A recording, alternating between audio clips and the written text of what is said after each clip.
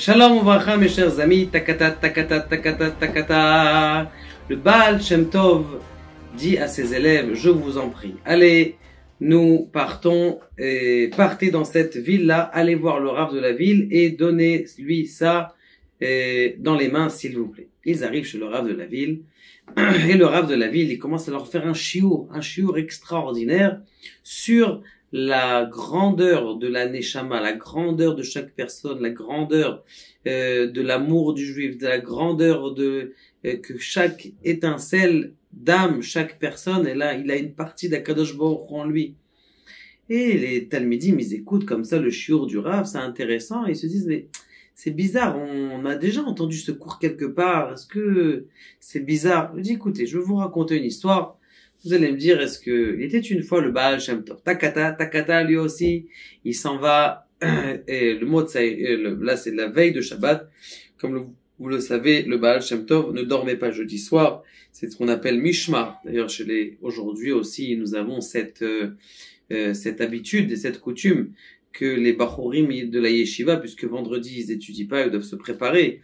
Alors pendant toute la soirée du jeudi, eh bien toute la nuit ils ne dorment pas. Et d'ailleurs c'est une réparation pour des grands péchés. Celui qui ne dort pas une nuit et qui étudie toute la nuit. Baruch Hashem, donc une fois qu'ils ont étudié toute la nuit, vendredi matin, ils sortent avec leurs chevaux et avec leur cocher qui s'appelle Ivan, et ils avancent, takata, ils arrivent dans une ville, ils regardaient la vitesse à laquelle ils passaient, c'était une vitesse extraordinairement rapide, mamash extraordinaire, et ils sont arrivés dans une ville. Les élèves, ils se sont dit, bon, on va passer dans la ville, mais il s'arrête pas dans cette ville qui avait l'air bien, il continue à avancer dans un village après cette ville-là. Il arrive à la première maison de cette village, il s'arrête devant, et il arrive dans une maison qui était déjà en débris, pas très bien construite. On voyait que c'était une vieille maison cassée. Et il y a un monsieur qui sort de là-bas et lui dit, mais il y avait des juifs dans votre... Je dis, écoutez, s'il vous plaît, mes chers juifs, moi, je suis juif ici, mais sachez que c'est une ville qui ne sont pas du tout aimants et accueillants notre religion. Il y a que moi, parce que je m'occupe de cette ville-là, mais vous allez voir que dans quelques minutes, chaque juif qui sont venus ici, ils sont venus nous attaquer, nous agresser avec des bâtons et des choses. Maintenant, et ils étaient en train de parler, ils disent, écoute, le Baal Shem Tov, il avait pas l'air du tout inquiété. Et il rentre dans la maison. Est-ce qu'on peut passer Shabbat avec toi? Ne t'inquiète pas, on a amené de quoi manger. Il rentre dans la maison, il commence à lui préparer sa maison, il est très content, Baruch Hashem. Et ils étaient dans la ville assez pour faire un minyan. Donc il est parti voir tous les juifs pour leur dire que ce soir, il y a le minyan et avec un monsieur qui s'appelle le Baal Shem Tov, qui connaissait et il voyait que c'était quelqu'un de spécial et pas de quelqu'un de commun. Maintenant, ce qui se passe, c'est qu'au bout de quelques heures, il y a tous les étudiants de la ville. C'était une ville dans laquelle ils aimaient énormément, comment on appelle ça, la conscience, énormément l'étude. Et ils voulaient pas qu'il y ait des juifs qui soient là, qui louent ça à rabaisser le niveau de la ville. Et donc, ce qui se passe, c'est que les étudiants, ils commencent à venir avec des battes de boum, bam, on casse, on va sortez les juifs d'ici, on va les taper. Le Baal Shem Tov, il n'avait pas l'air du tout inquiet. Il commence à prier et il commence à faire mincha. Et là, tous ces étudiants qui ont commencé à taper sur la maison, taper sur les portes, taper sur les fenêtres, à crier avec enthousiasme, eh bien, ils se sont tous bloqués. Comme si quelqu'un les avait bloqués. Tout simplement, ils étaient tous pétrifiés, traumatisés à partir de la première seconde où le Baal Shem Tov il a commencé à shreje vetera. Après, doucement, ils se sont ramollis et ils ont compris qu'il fallait pas qu'ils s'attaquent à ce groupe de juifs et ils sont revenus, ils sont partis et qui arrive? Le professeur de la ville. Donc le professeur, qui dirait que c'était leur professeur d'université, de ces étudiants-là qui vient, il arrive et il tape à la porte, gentiment. Il avait quand même un air comme ça très sérieux et anti, mais il rentre à l'intérieur de la pièce et il écoute le Baal Shem Tov en train de faire Ashresh Vetecha, Nagdishar, Ve Baruch Hashem, il écoute, il se met comme ça. Le soir, Le Baal Shem Tov, il fait Shalom Aleichem, Malaché Hachem. Mais lui, il est dans le coin de la pièce, il écoute, il bronche pas. Et puis après, il fait les Chadodi, il fait toutes les chants, mamash, comme si il était à Mézibouz. Il fait Shabbat là-bas. Et le grand professeur avec tous les étudiants qui sont à l'extérieur, il reste là-bas dans le coin de la pièce sans rien dire. Il s'en va le soir, le lendemain, il revient pour Shacharit et il regarde le Baal Shem Tov. Il le regarde. Le Baal Shem Tov, il faisait un cours à chaque fois. Et sur quoi, quel cours il parlait? Il parlait de la grandeur de l'âme de chaque juif, de l'amour qu'on doit apporter à chaque juif. Et que chaque juif, il n'est pas perdu, il a toujours une étincelle à l'intérieur. Et cette étincelle à l'intérieur, un beau jour, elle va finir par se réveiller.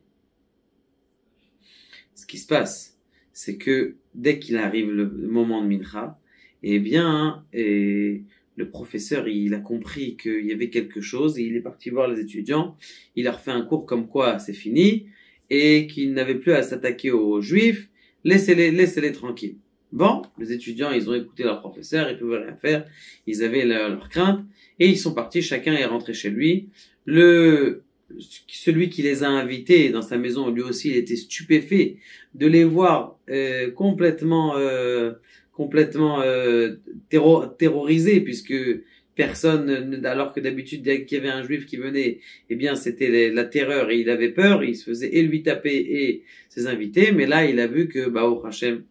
Alors il lui dit, est-ce que vous vous rappelez de ce professeur-là? Donc puisque là on était chez le Rav de la ville, est-ce que vous vous rappelez? Là, on était chez le Rav de la ville, et il lui dit, oh, c'est bizarre, on a entendu ce cours quelque part. Il dit, est-ce que vous vous rappelez du Rav de la ville? Est-ce que vous vous rappelez de ce professeur? Alors, il dit oui. Est-ce que vous voyez mon visage avec barbe et mon visage sans barbe? Alors, il dit, ah oui, bien sûr, qu'on voit la différence. Mais c'était moi. Il dit, après que j'ai vu le Baal Shem Tov, j'étais moi-même un juif qui était anti-juif. J'ai tout simplement commencé à apprendre et avec mes capacités, j'ai appris tous les revers de la Torah, j'ai appris toutes les halachot de la Torah jusqu'à ce que tellement je suis arrivé à un grand niveau que Baruch Hashem, eh bien, ils m'ont nommé Rav de la ville et c'est moi qui est ce Rav-là. Donc, comment regarder le Baal Shem Tov juste pour sauver un petit juif? Il est parti passer un Shabbat avec tous ses élèves et prendre le risque de se faire cogner. Mais Baruch Hashem, la grandeur du Baal Shem Tov, elle a été extraordinaire. Mais regardez maintenant l'enseignement pour ceux qui étudient encore plus la Masechet Baba Kama, puisque c'est ensemble, et ou avec ses enfants, souvent on étudie ce traité. C'est marqué Arba Avot Nezikim. Il y a 4 pères et généralité dans les dommages. Le premier dommage, c'est le shor, c'est-à-dire si un taureau, il vient, il encorde. Le bord, c'est le puits que quelqu'un aurait fait sans mettre de garde-fou autour de son puits, autant de mettre de barrière. Quand tu fais un trou dans le parterre, il faut que tu mettes une barrière. Amavae, mavae, c'est quoi? C'est lorsque l'animal, c'est pas qu'il encorde, mais qu'il mange, il va manger des plates-bandes. Ve'er, c'est le feu. Il dit le Baal Shem Tov, regarde comment est-ce qu'il faut étudier cette Mishnah là que vous avez appris avec vos enfants.